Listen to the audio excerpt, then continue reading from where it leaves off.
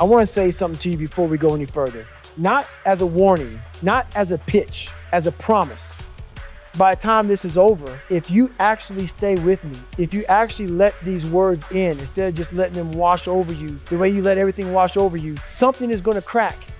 Not break, crack. There's a difference. A break is damage. A crack is where the light gets in. A crack is where the new version of you starts to breathe. But I need something from you first. And it's the hardest thing I'm going to ask. Even though it sounds simple, I need you to be here, fully here, not half watching while you scroll, not letting this play in the background while you do something else, not nodding along the way you nod along to everything performing engagement without actually being engaged. I need you, all of you, for the next 25 minutes. Because what I'm about to say is not about motivation. This is not a hype video. This is not a collection of quotes to screenshot and share. This is a mirror. And mirrors only work when you're willing to look directly into them. So look, because after this, you will not think the same way again. Let's start with today. Not the version of today you described to someone else. Not the polished version, the real version. The version only you know about. What did today actually look like? You woke up, and what was the first thing you did before you got out of bed? Before you even fully opened your eyes? You reached for your phone. Don't defend it, just acknowledge it. You reached for it automatically, without thinking, without deciding. Your hand moved before your mind did. That's not a habit, that's a dependency. And it set the tone for the entire day before the day even started. Then what? You scrolled, probably for longer than you planned, probably until the guilt of it made you put the phone down, only to pick it back up 3 minutes later. And then the morning became a rush, not a productive rush, a reactive rush. Scrambling to catch up on time you already gave away. And somewhere in there, maybe in the shower, maybe in the car, maybe in that weird quiet moment when the noise paused for just a second, you had a thought, a familiar one, something like, I need to get my life together, or this isn't who I want to be, or just a vague, formless feeling of dissatisfaction, a feeling that something is off. You've had that thought before, many times. You had it yesterday, you have it tomorrow. And then because you become very, very good at this, you buried it. You covered it with noise, with food, with content, with plans you wrote down and never kept, with conversations that felt productive but produced nothing. And the day continued and the day ended. And you lay back down in the same place you woke up physically, emotionally, mentally, and the cycle sealed itself shut until morning. That's your current reality. Not yours specifically, maybe, but someone watching this right now is listening and feeling a tightness in their chest because I just described their life with uncomfortable precision. And that tightness is important. Don't dismiss it. That tightness is the part of you that knows. Let's go deeper into the routine, because the routine is where identity lives. You don't become who you are in the big dramatic moments. You become who you are in the repetition. In what you do every single day when nobody is watching and nothing special is happening. What does your routine actually build? If you're honest, and I keep saying honest because dishonesty is the core disease here. Not laziness, not weakness, dishonesty. If you're honest, your routine is currently building a version of you that you don't fully respect. That's a heavy thing to say. I know that, but I need you to sit with it instead of flinching away from it. Your routine is your autobiography, written in real time, not in words and actions. Every day, you are writing a chapter of the story of who you are, not who you want to be, not who you imagine yourself to be, who you are based on what you actually do. What does your chapter from today say about you? Did you do the thing you said you were going to do? Did you push when you could have pushed? Did you stay when it would have been easy to leave? Did you speak when silence was safe? Did you choose growth when comfort was right there, warm and waiting? Or did you coast? Did you do the minimum? Did you get through the day instead of living the day? I'm not asking to shame you. Shame is useless. Shame makes you contract, go inward, hide. I'm asking because awareness is the beginning, not the comfortable kind of awareness where you acknowledge something is wrong and feel vaguely bad about it for 10 minutes. The kind of awareness that stays, the kind that changes the way you see things permanently. That's what we're building right now, together, in this moment. And it starts with seeing your current reality clearly, without the filter, without the spin, without the story you tell yourself about why things are the way they are and why it's not really your fault and why you'll get serious about it soon. See it clearly. Your habits, your patterns, your automatic responses, your default settings. See them, because you cannot rebuild something you refuse to look at. Now, I'm going to say something that is going to make part of you want to turn this off. You are more comfortable than you should be. Not comfortable in the sense of financially secure or emotionally stable. Some of you have very little of either. Comfortable in a different and more dangerous way. Comfortable with not becoming. Comfortable with being below your potential. Comfortable with the gap between who you are and who you know you could be. That comfort is your enemy, and it's subtle. That's what makes it lethal. Comfort doesn't announce itself. It doesn't say, I'm here to make you small. It says you deserve to rest. It says you've worked hard enough. It says tomorrow is soon enough. It speaks in the language of reasonableness, of self-care, of balance.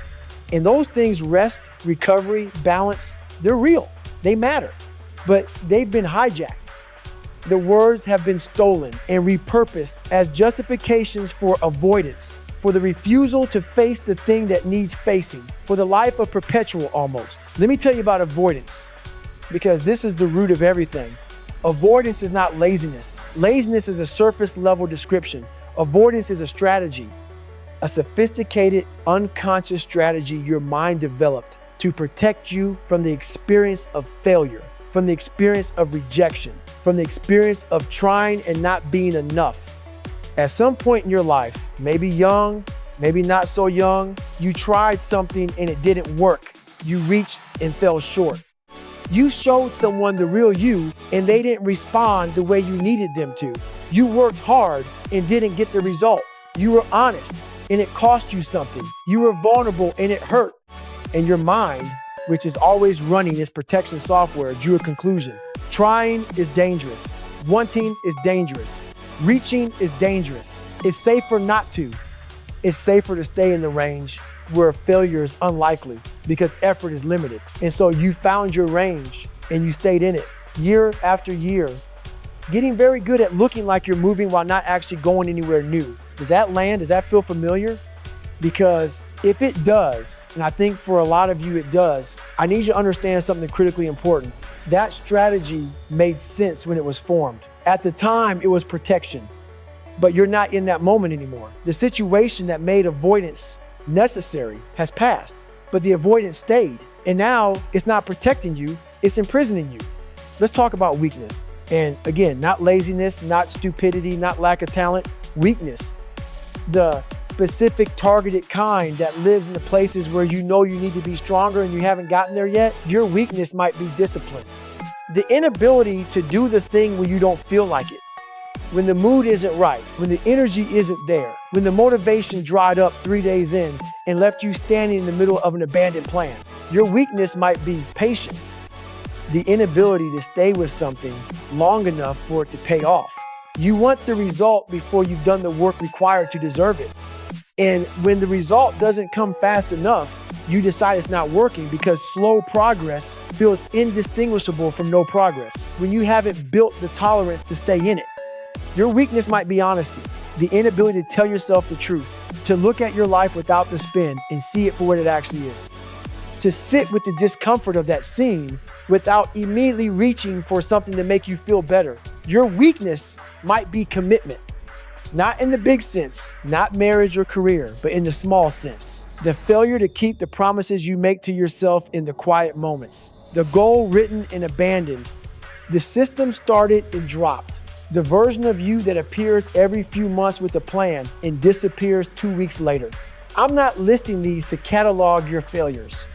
I'm listing them because they are universal. Every person watching this has versions of these weaknesses, including the people you look at and think have it figured out, including the people you measure yourself against and feel inadequate, including the people who seem certain and powerful and unshakable. Everyone has the places where they are still small.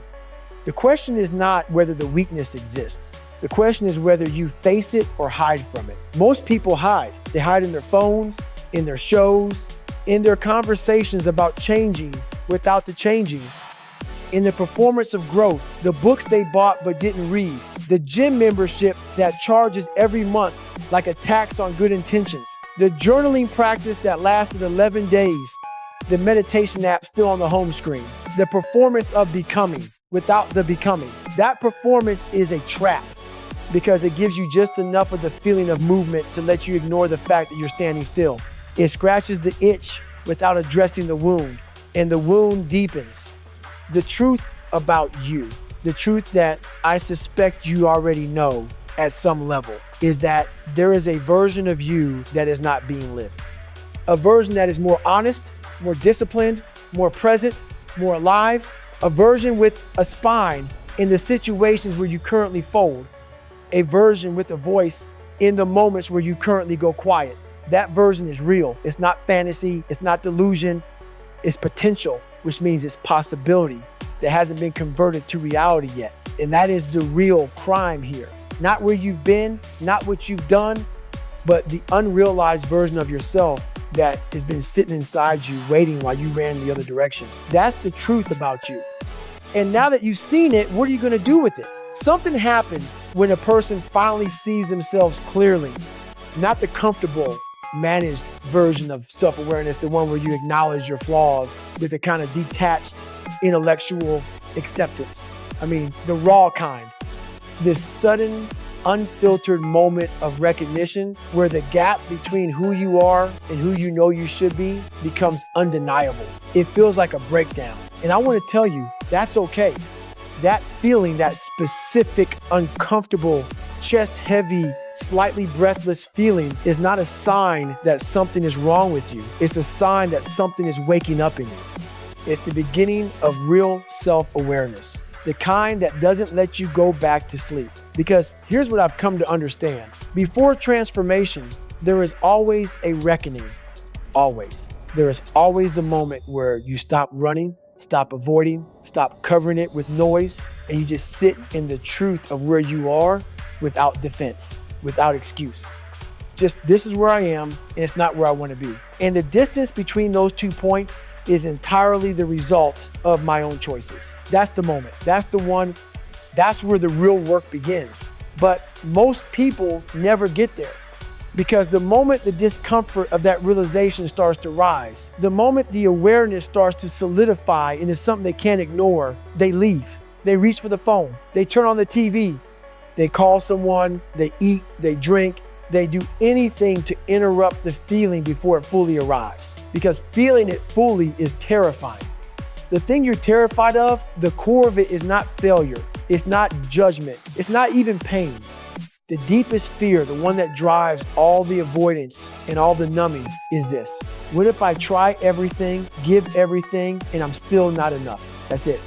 That's the fear underneath all the other fears. The fear that your potential is limited, that the ceiling is lower than you've been telling yourself, that the distance between who you are and who you could be is not bridgeable, and that to try seriously would be to discover that limitation in a way that can never be undone. It's safer to never fully try. Because if you never fully try, you never have to know. I understand that fear. I understand it completely. It's human. It makes perfect sense. And it is destroying your life. Here's what's actually true. And this is the thing I need you to hold on to. The thing I need you to remember when this video ends and the feeling starts to fade, the version of you that tries and fails is infinitely more alive, more real, more complete than the version of you that never tries and therefore never knows. Failure when you've truly tried is not the worst outcome. It's not even close to the worst outcome. The worst outcome is arriving at the end of your life with the question unanswered, with the potential untested, with the dream kept safe inside you like something precious when actually you kept it safe because you were afraid, and then realizing too late that the safety was the tragedy, the untried life. That is the real failure. Now let me talk about the internal conflict, because I know it's there. I know it because I can hear it in the way people talk about themselves. That split, that war between two selves. There's a self that knows, the one that can see clearly, that understands the gap, that feels the pull toward more, the self that has the vision, that knows what needs to happen. that wakes up some mornings with clarity and fire and the absolute certainty that change is not only possible but necessary. And then there's the other self, the one that rationalizes, the one that negotiates, the one that has a perfectly reasonable explanation for why today is not the day. The one that has been trained through years of practice to talk the first self out of its urgency. These two selves are at war inside you every day. Every time you face a choice between growth and comfort, between honesty and convenience, between the life you're living and the life you could be building, and the tragic thing, the thing that should make your chest tighten, is that most days the second self wins. Not through brute force, through subtle, persistent, sophisticated negotiation. Through excuses that don't sound like excuses. Through the slow erosion of urgency until the thing that felt critical this morning feels manageable by afternoon and forgettable by evening.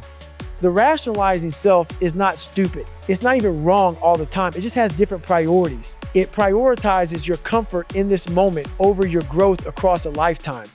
It prioritizes the short-term relief of avoiding the hard thing over the long-term reward of having done it. And it is winning. Right now in your life, the version of you that wants to stay comfortable and small and safe is winning more often than the version of you that wants to be real and strong and fully alive. Feel that. Don't push past it. Feel it. Because this is the breakdown. This is the moment of true self-awareness where you see not just that things aren't where you want them to be, but why. Not circumstantially, not because of what happened to you or what wasn't given to you, but structurally because of the patterns running inside you that you've been allowing to run unchecked. And seeing that, really seeing it, is both the most painful and the most powerful moment you can have. Because once you see the pattern, you have a choice, a real choice, not a theoretical one, a practical, immediate, decisive choice. You can see the pattern and return to it. You can feel the weight of this moment and then let it dissolve into the background noise of your life, the way 100 similar moments have dissolved before. Or you can let this one be different.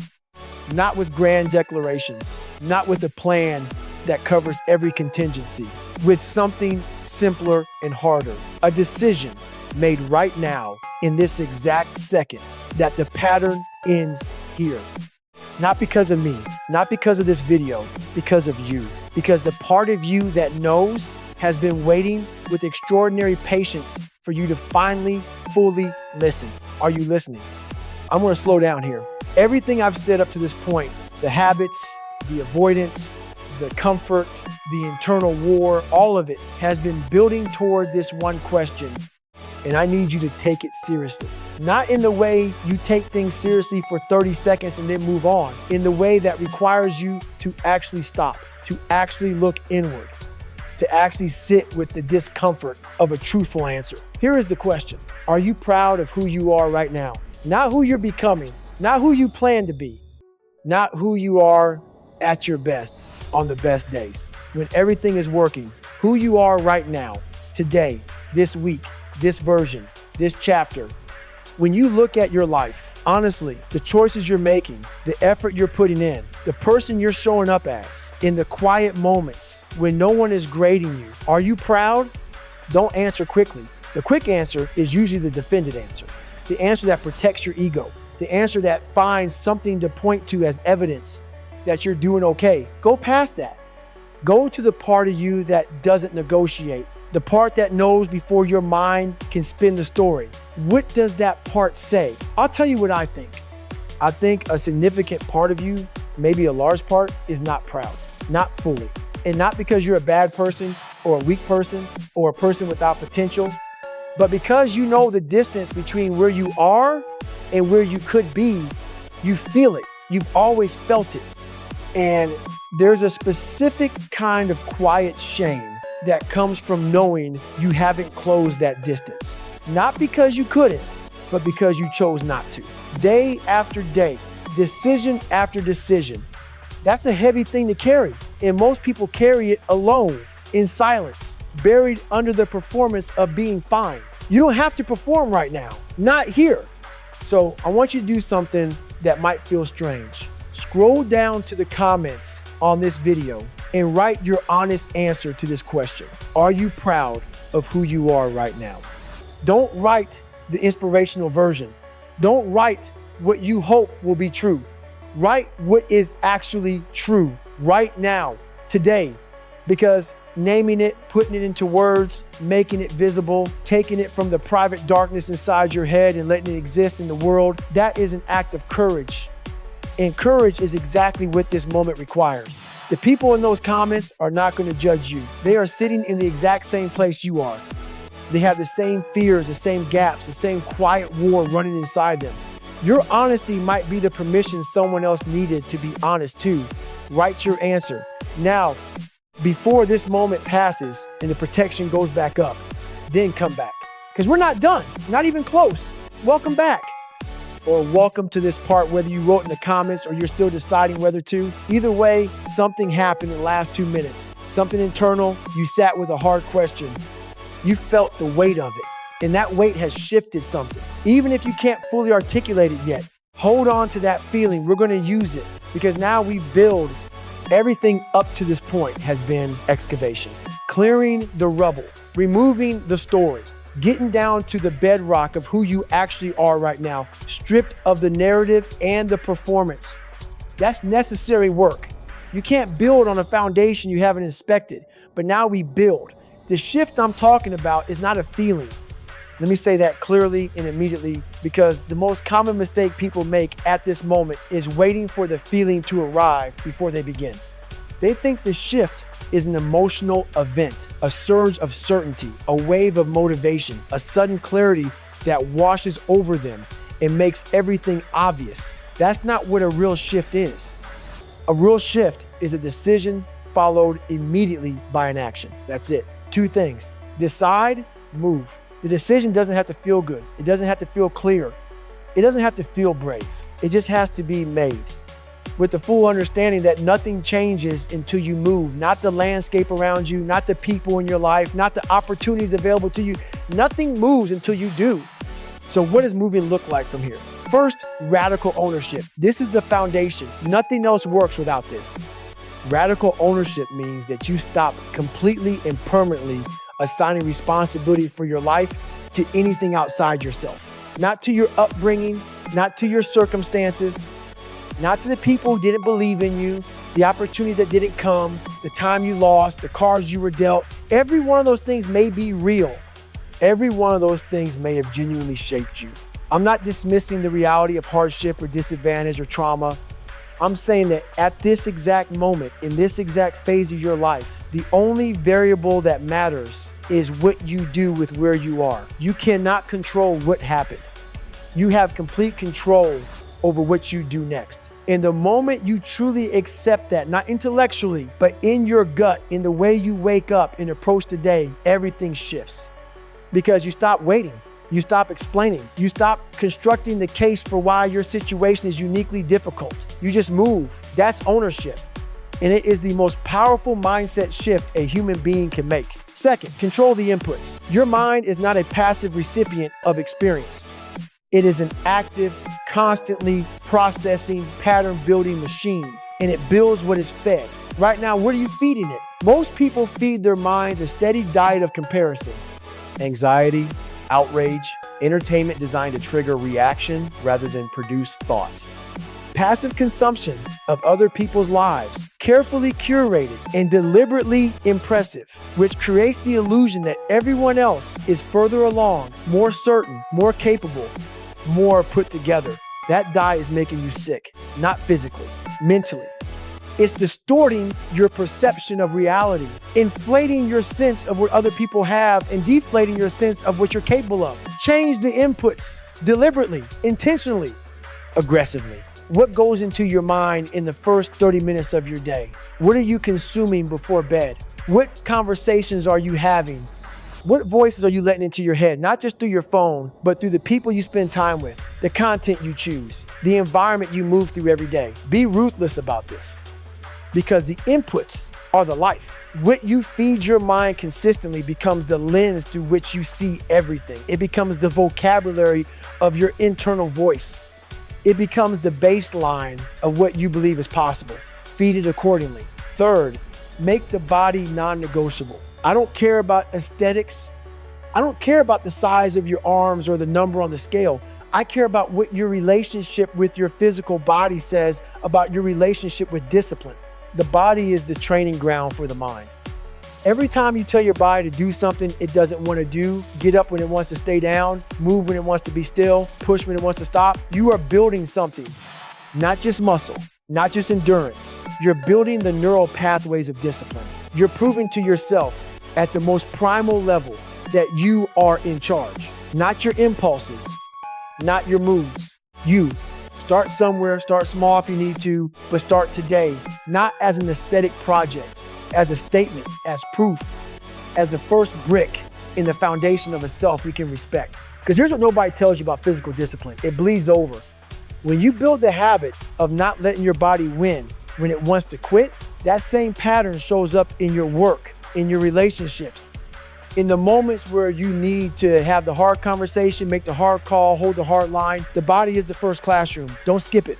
Fourth, and this one is the quiet one, the one that sounds less dramatic, but is perhaps the most important. Keep the promises you make to yourself in private, not the big public declarations, not the announcement to your friends that you're going to change. The small, private commitments, the ones you make to yourself at 10 o'clock at night, the ones that nobody knows about, the ones that only you will ever know whether you kept or broke. Those promises are your integrity, your self-trust, and self-trust, the deep bedrock belief that you will do what you say you're going to do, is the most important form of trust you will ever build. Most people have broken this so many times that they don't even feel it anymore. They set an intention and abandon it so automatically that the gap between declaration and action doesn't even register as a betrayal. It's just what happens. That's a tragedy, because without self-trust, nothing else works. You can have the best plan in the world, the best environment, the best support, and if at the core of it all, you don't believe you'll follow through, you won't. Rebuild that trust. Start tiny if you need to. Make one promise to yourself today, one that is small enough to be certain, and keep it. Then tomorrow, do the same. And the day after, watch what happens to your sense of self over 90 days of that practice. Watch who you become. Watch how differently you walk into rooms. Watch how differently you speak about yourself, not with performed confidence, but with the quiet, grounded certainty of someone who knows they keep their word. That is a different human being than the one you are right now. Not better in some abstract sense, actually different, with different neural wiring, different automatic responses, different defaults. That person is available to you right now, starting today. Fifth, get honest with your time. Time is the most honest thing about you. Not what you say, not what you intend, how you spend your time. That is the autobiography. Track it for 1 week. Really track it. Not to punish yourself, to see clearly. Because most people have a grossly inaccurate perception of how they spend their time. They believe they're busier than they are. They believe they have less time than they do. They underestimate the hours lost to passive scrolling, mindless consumption, and the low-grade time wasting that fills the gaps of the day so completely that it feels like there are no gaps left.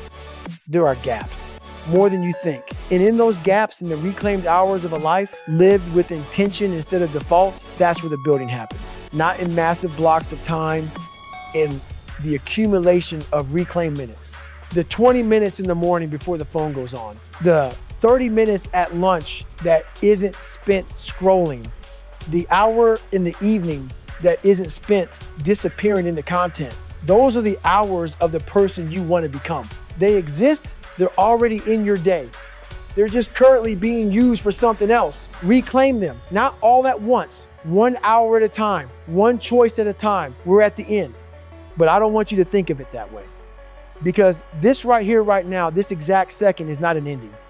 It's the most important beginning you've ever had access to. Let me tell you what I believe is true about you. Not the version of you that showed up today with all the patterns and defenses and avoidance strategies. The version underneath, the one that has been quiet for a long time, the one that's been waiting. I believe that person is extraordinary. not in the shallow social media sense of that word, in the deepest sense. I believe that you have a capacity for discipline, for courage, for honesty, for contribution that you have not yet come anywhere close to accessing. I believe the life you're living right now is a fraction, a small fraction of the life available to you, not because of luck, not because of circumstances changing, because of you changing. And I believe you know that. Somewhere underneath everything, the habits, the patterns, the excuses, the quiet shame, you know that you are more than this. You have always known it. The question is whether you're finally going to act like it. I'm not asking you to change everything today. I'm not asking you to overhaul your entire life in a single moment of inspiration. I've seen that movie. It ends the same way every time. A burst of energy, a week of intensity, and then the slow, quiet collapse back into the familiar. I'm asking for something smaller and harder. I'm asking you to change one thing right now, today. One thing that the person you want to be would do and the person you've been wouldn't. Make the call you've been avoiding. Start the thing you've been delaying. Have the conversation you've been running from. Wake up tomorrow at the time you decided you'd wake up. Go to bed tonight without the phone. One thing. That's the beginning. And tomorrow, do it again. And add one more thing. And the day after, one more. Not because it's easy, because it isn't. Not because you'll always want to, you won't. Not because the feeling will carry you, it won't. Not every day, because you decided. Because the version of you that is possible is worth the discomfort of becoming. Because you are tired, genuinely bone deeply tired of being a spectator in your own life. Because the alternative is something you cannot accept anymore. The alternative is more of the same. More mornings that look like this morning, more weeks that blur into months, more years that you'll look back on and struggle to account for. More of the quiet ache of an unlived potential. You cannot accept that anymore. Not after this, not after having seen it clearly. And that's the shift, that's the transformation. Not a sudden dramatic metamorphosis, but the permanent, irreversible loss of the ability to lie to yourself about what you're doing and why. That's what this video is actually about. Not motivation, clarity. Once you see clearly, once the fog of comfortable self-deception lifts and you see the gap for what it is, and you see your own patterns for what they are, and you see the choice in front of you without the noise and the justification, you cannot unsee it. You can ignore it. You can bury it again. You can choose the phone and the content and the comfortable numb. You have that option, but it won't sit the same. The knowing will be there underneath everything. Every time you choose small, you'll know you're choosing small. Every time you reach for the escape, you'll know what you're escaping from. Every time the rationalizing self wins the argument, you'll hear the other self more clearly than you ever have before. That knowing is not a curse, it is a gift, even when it's uncomfortable, especially when it's uncomfortable, because discomfort is the signal, discomfort is the compass. It points directly at the thing that needs to be done, the thing that is available to you, the growth that is waiting on the other side of the thing you've been avoiding. Follow the discomfort. Go toward the thing that scares you, not recklessly, not chaotically, but deliberately, with the understanding that on the other side of the thing you're afraid of is the version of yourself that you've been waiting to meet. That version is not a fantasy. They are not some idealized, perfect, invulnerable creature. They have bad days, they struggle, they question themselves, but they get up anyway, they keep the promises. They choose the hard thing when the easy thing is right there. They have built through thousands of small decisions a self they respect. And you can build that self too, not someday, now. Not when things improve, from exactly where you are. Not with more resources, more support, more time, with what you have right now, today. Because the person who waits for perfect conditions will wait forever. The person who begins in imperfect conditions, who begins messy and uncertain and a little afraid, that person is the one who actually arrives somewhere. You can stay the same. Nobody will force you to change. The world will continue to turn. The days will keep coming. You have good moments and hard moments, and everything will continue in its current shape, and you'll be comfortable in the way that slowly hollows you out from the inside, or you can become someone else. Not someone unrecognizable, not someone who erases everything about who they are. Someone more, a fuller, truer, braver version of yourself. the version that has been inside you all along, waiting with extraordinary patience for you to stop making reasons and start making decisions. That choice is in front of you right now, not tomorrow, not Monday. Now, in this room, in this moment, this breath, I said at the beginning that something was gonna crack in you. I meant it, and now it's there, that crack. You can feel it. The place where the old version of you, the one built from avoidance and comfort and the gentle daily betrayal of your own potential, the place where that version has come apart just slightly, just enough. That crack is the beginning. What comes through it is entirely up to you. Go, not eventually, not after this wears off, right now. Go be the person you already know you're supposed to be.